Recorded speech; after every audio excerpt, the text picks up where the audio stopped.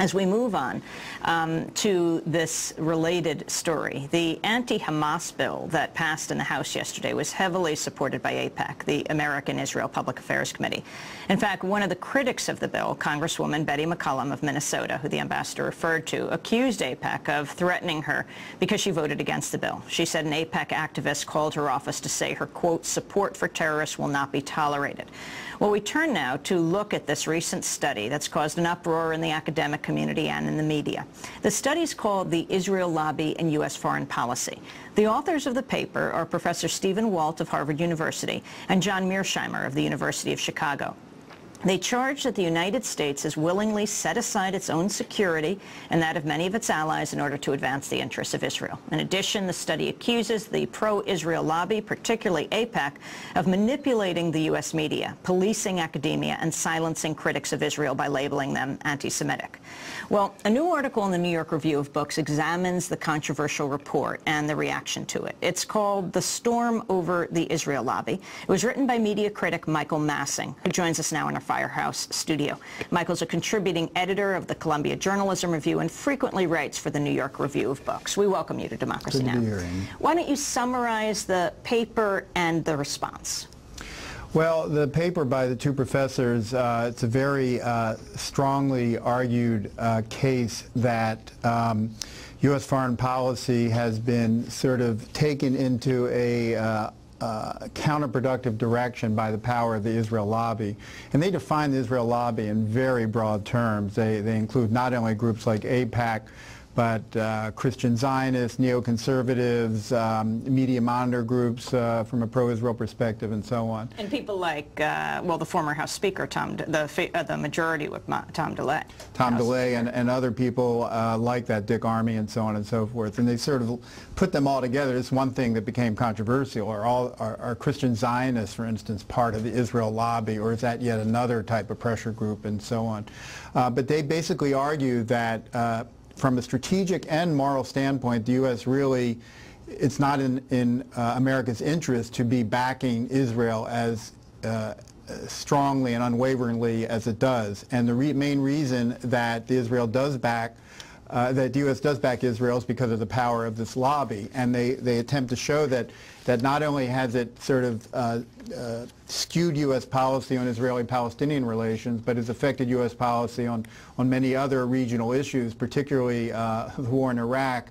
They claim that the U.S. would not have gone to war against Iraq had it not been for the threat that Iraq posed to Israel, and had it not been for the support for Israel in this country through the Israel lobby.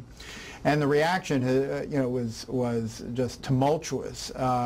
Before we get to the yes. reaction, explain who these authors are of this piece, and which makes it so significant. Right. Well, the senior person is John Mearsheimer, who is a professor of international relations, international security at the University of Chicago, and his colleague Stephen Walt, who is at the Kennedy School of Government at Harvard and has been the administrative dean there for the last 3 years. So these are two very eminent professors.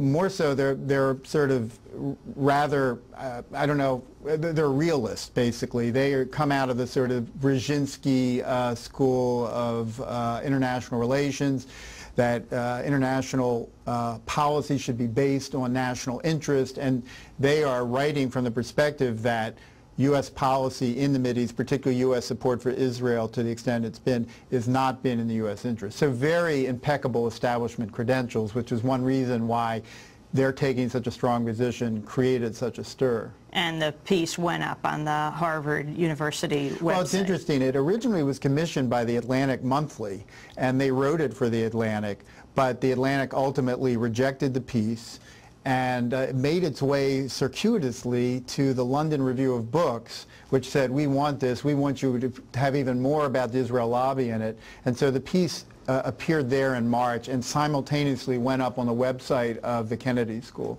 And the Harvard connection has added an element. It has brought much more attention just because of the Harvard brand name. The response in the media. Well, the response, the media is part of the response, but in general, many people have attacked this with a venom that has been extraordinary. Actually, the New York Sun has been in the lead.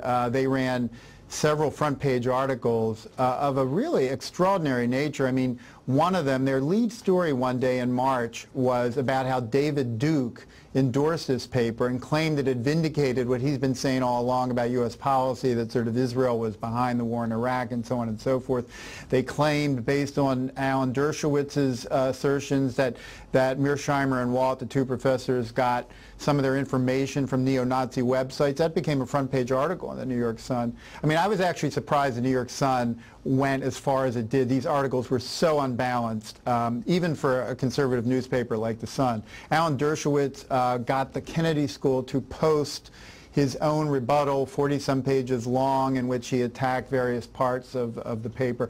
And let me say that the paper itself made a lot of strong arguments about Israel and its history that struck many people, even supporters of their general argument, as one-sided and harsh. They went into a whole history of Israel's crimes, as they call them, against the Palestinians, without really talking about the violence that has come from the Palestinian side against Israel. So as I argued in my own paper, they sort of invited some of the criticism that they got. Haaretz is taking this very seriously. Some interesting discussion in the Israeli newspaper. Well, you know, Amy, it's long been considered that the Israeli press has a more vigorous debate about sort of relations with the Palestinians than you can have here, in part, I think, because of pressure from the lobby. But Haaretz, for instance, said that, you know, whatever one thinks of the merits of the paper, the storm it's kicked up, the issues it's raised, the fact that two professors like this of such credentials have raised these issues should be taken as a warning sign about sort of the limits of American tolerance for Israel's policies in occupied territories. We're talking to Michael Massing, contributing editor, Columbia Journalism Review, board member of the Committee to Protect Journalists, has written the piece, "The Storm Over the Israel Lobby." Noam Chomsky has also critiqued this from a different perspective. From the left, some people, Chomsky and others, feel that it basically takes an ennobling view of America and what its interests in the world are, that America had it, if it were not for the power of the Israel lobby, would conduct itself in a much more sort of Wilsonian way, when in fact Chomsky argues, if you look at U.S. policy around the world, the type of, that Israel has in fact served U.S. interests very well, smashing Arab nationalism, protecting U.S. access to oil and other natural resources, and that Israel has helped U.S. policy in places like Central America in providing sort of military assistance to some of the regimes the U.S. propped up there in the 1980s. We just have a minute, so your summary now of where the debate goes and how significant this is. Despite the debate, there hasn't been a tremendous amount of attention to this in the U.S. media. Right. I mean, for instance, the New York Times ran an op-ed piece by Tony Judd, which was very, very strongly backing the professors. But beyond that, their news coverage has been very minimal. The Washington Post, if you look at the sort of main outpost of our top media, it's been very scant coverage, and to some people that's an indication that the truth that it is hard, in fact, to debate these issues because of the pressure on the press. Finally, you were at the AIPAC meeting, the big I didn't go. I sort of tried to reconstruct it based on interviews. In March, where, in fact, the bill we just debated was a major topic. But the power you see of AIPAC in determining policy. I think it's very strong. I think that, as I quoted, what I tried to do in my article is do some of the reporting that I thought the paper itself lacked on the actual power of AIPAC. How strong is it? And I found that, in fact, it's very strong, particularly in Congress. They create what one former Clinton official told me was background noise, that like right now in terms of administration, what you showed President Bush's comments, that's all made against the background of this tremendous operation that AIPAC has, where they can take hundreds of activists to Congress and meet, put pressure on congressmen. If they do not go the way they do, as Betty McCollum found out, the congresswoman from Minnesota, they can you know, brand you this way and that way. The local press will pick it up. And also the money factor is very strong. AIPAC helps to guide people, both PACs as well as individuals, in terms of their money giving. The fundraising aspect is very big, all of which means that AIPAC is not indomitable, but it has a very strong influence in creating the context in which U.S. policy toward Israel Among gets the most made. powerful lobbies next to the NRA? Yeah, it's up there with the NRA and AARP.